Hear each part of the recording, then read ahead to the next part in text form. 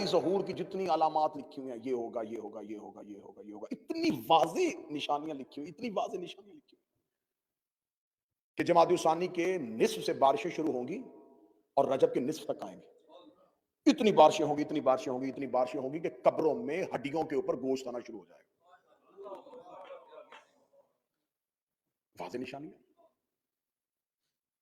پھر رجب کے بعد پھر وہ ایک ایسا رمضان آئے گا کہ اس رمضان کے اندر واضح نشانی فرامین جتنی بھی غیبت کی کتابیں اٹھا کے، جتنی غیبت کی کتابیں اٹھا کے دیکھو کہ وہ رمضان ایسا ہوگا کہ اس رمضان میں پہلے چاند گرہن ہوگا، پھر سورج گرہن ہوگا۔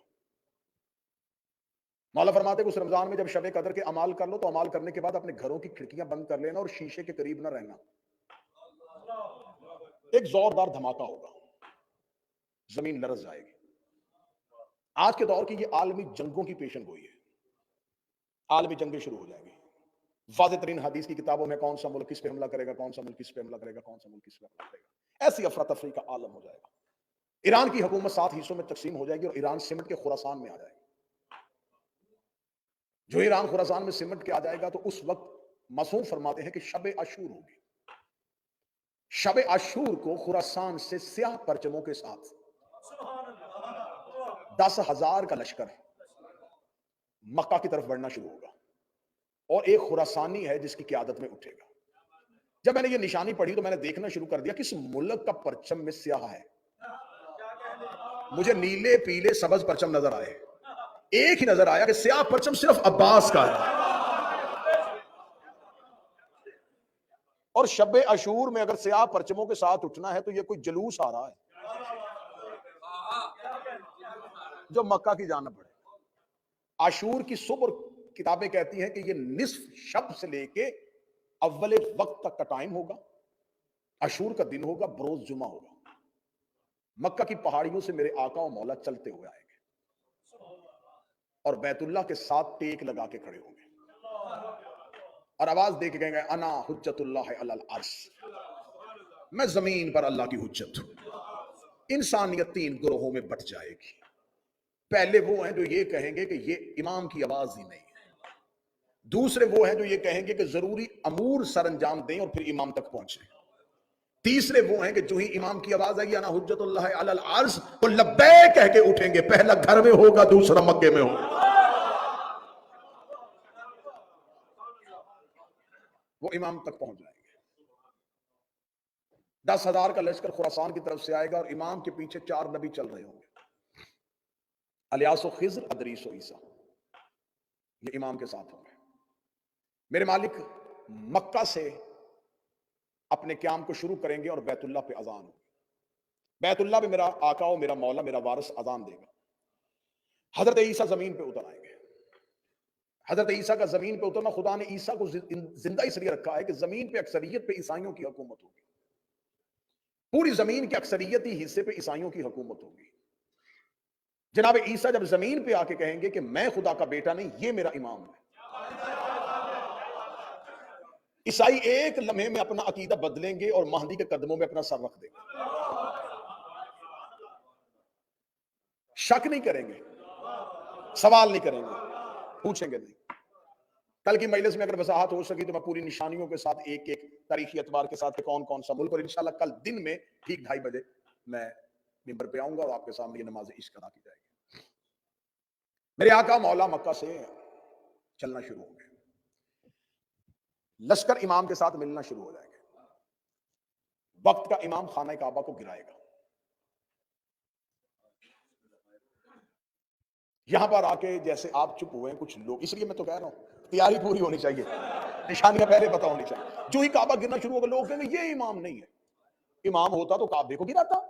جو ہی امام واپس پلٹنے لگے، وہ لوگ واپس پلٹنے لگیں گے تو امام کہیں گے انہیں واپس نہ بلانا، جانے دو ان کو گھروں میں۔ انہوں نے امام کے ہوتے ہوئے اینٹوں کے گھر کو عزت دی۔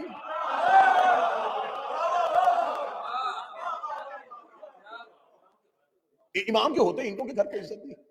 پھر امام جو بچ جائیں گے، جن کو یقین ہوگا، امام ان کو کہیں گے یہ اپنی بنیادوں پہ نہیں ہے، جہاں حضرت ابراہیم نے اٹھایا تھا وہاں ہے ہی نہیں، جاؤ جا کے تاریخیں اٹھا کے دیکھو، 7 مرتبہ تو کعبہ تعمیر کیا گیا ہے، یہ کعبے کی طواف کا رقبہ ہی نہیں ہے۔ مولا امیر المومنین نے کہا تھا جب رکن کا مقام ابراہیم پہ رکھنے لگے تھے، علی نے فرمایا یہ مقام نہیں ہے ابراہیم کا، آپ یہ جا کے کتابوں سے پڑھنا کہ کب آخری بار کعبہ جو ہے اس کو کب تعمیر کیا گیا۔ امام کعبے کو اس کی بنیادوں پہ رکھیں گے جہاں پہ ابراہیم نے رکھی تھی۔ مسجد نبوی کو وسیع کیا جائے گا، امام وہاں سے شروع ہوں گے۔ زمین و آسمان پہ جہاں جہاں آقا و مولا کے ماننے والے ہیں وہ مکہ پہنچنا شروع ہوں گے۔ میرے آقا و مولا کا لشکر نجف کی طرف چل رہا ہوگا، کیونکہ میرے مولا کا دارالحکومت کوفہ ہوگا، اور اس دور کا کوفہ جو آج ہے وہ نہیں ہوگا، یہ نجف اور کربلا یہ کوفہ کے اندر ہی ہوگا۔ میرے مولا چل رہے ہوں گے اور وادی بیضا پہ جا کے گمسان کا رن پڑے گا، سامنے سے ابلیس اپنے پورے لشکر کے ساتھ مہدی کا رستہ روکے گا، امام بڑھ رہے ہوں گے اور وادی بیضا کے قریب امام پہنچ چکے ہوں گے، گھمسان کا رن ہوگا، امام کے ساتھ 4 انبیاء ہوں گے، امام کے ساتھ 313 صحاب ہوں گے، امام کے ساتھ 10,000 کا لشکر خراسان سے آئے گا، 12,000 کا یمن سے آئے گا، لاکھوں کا ہجوم امام کے ساتھ ہوگا۔ وادی بیضا میں دوپہر کے وقت جنگ شروع ہوگی اور رات چھانے کے قریب ہو جائے گی، ایسے تلواروں کے ساتھ تلواریں اور شعلے آسمان کی طرف جا رہے ہوں گے۔ یہ ابلیس پہنچے گا اور ابلیس پہنچ کے امام کا رستہ روکے گا، ادھر سے سفیانی کا خروج ہو جائے گا، یمانی کا خروج ہو جائے گا، دجال کا خروج ہو جائے گا، امام جنگ کر رہے ہوں گے، یا پیچھے سے ایک آواز آئے گی مہدی تلوار نکال میں آ گیا ہوں۔ لشکر کہے گا مولا یہ کس کی آواز ہے؟ فرمایا حسین کا علمدار عباس آ گیا ہے، حسین کا علمدار عباس آ گیا ہے۔ حضرت ابوالفضل عباس اپنی تلوار کو نیام سے نکالے ہوئے اشل پہ سیر رکھے ہوئے عباس آ کے مہدی کے لشکر کا علم اٹھائے گے، مہدی کے لشکر کا علم اٹھا کے حضرت عباس اس وادی بیضا میں گھمسان کے رن میں یوں سروں کو تروں سے جدا کر رہے ہوں گے۔ یا ابلیس مہدی کے گھوڑے کے سامنے کھڑا ہوگا، یا مشرق کی جانب سے ایک ندا آئے گی مہدی گھبرانا نہ، میں بھی آ گیا ہوں۔ آواز آئی اب کون آیا ہے؟ آواز آئی اسد اللہ علی آ گیا۔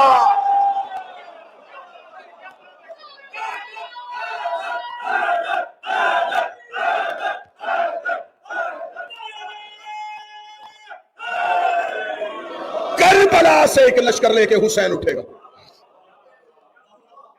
72 تلواروں کو علم کیے ہوئے، ہزاروں کا لشکر کریم کربلا کے پیچھے۔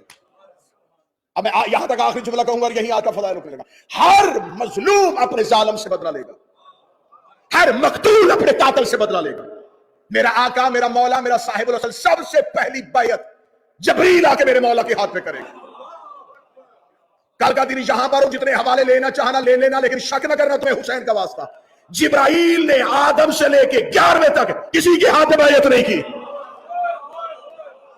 یہ شاگرد ہے علی کا، بیعت نہیں کی ہے، یہ بیعت صرف مہدی کے ہاتھ پہ کرے۔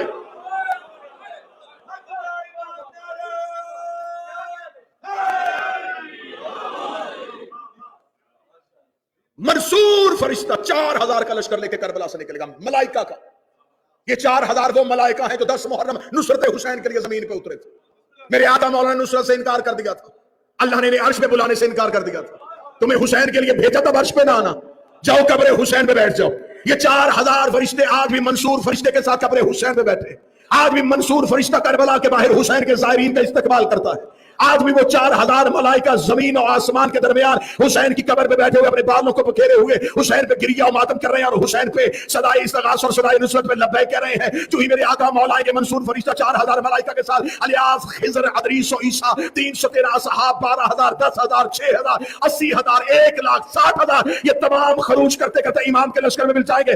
ہر ایک مظلوم اپنے ظالم سے بدلہ لے گا، موسیٰ فرعون سے بدلہ لے گا، ابراہیم نمرود سے بدلہ لے گا، ہر مقتول اپنے قاتل کو قبر سے نکالے گا، جیسے اس نے اسے مارا تھا ویسے وہ اسے مارے گا۔ لو تمہارے یقین کے لیے قرآن سر پہ رکھ لیتا ہوں، ابلیس کے پوسٹ پہ آگے میرا مولا علی نیزہ مارے گا۔ اب مجھ پہ سوال کرو کہ حق بنتا تھا علی کا کہ ابن ملجم کو قتل کرتا، اس نے ابلیس کو کیوں مارا؟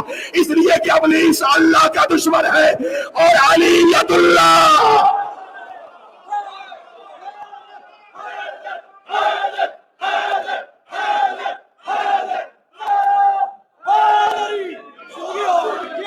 اللہ کے دشمن سے بدلا، اللہ کے دشمن سے بدلا علی نے۔ زمین عدل و انصاف سے بھر جائے گی۔ عراق سے، حدیث کہتی ہیں عراق سے اگر کوئی عورت زیور سے بھری ہوئی شام کی طرف پیدل سفر کرے اسے کوئی نہیں دیکھے گا۔ وحشی درندے گھروں میں رہنا شروع کر دیں گے، زہریلے جانوروں کے زہر کا اثر ختم ہو جائے گا، زمین اپنے خزانے اگل کے باہر پھینک دے گی، سونا اور چاندی زمین پہ بکھرا ہوا پڑا ہوگا اور مہدی کے نوکر ٹھوکرے مار کے چل رہے ہیں۔ میرے آقا کا صدقہ اتارنے والے ہوں گے، لینے والا کوئی نہیں ہوگا۔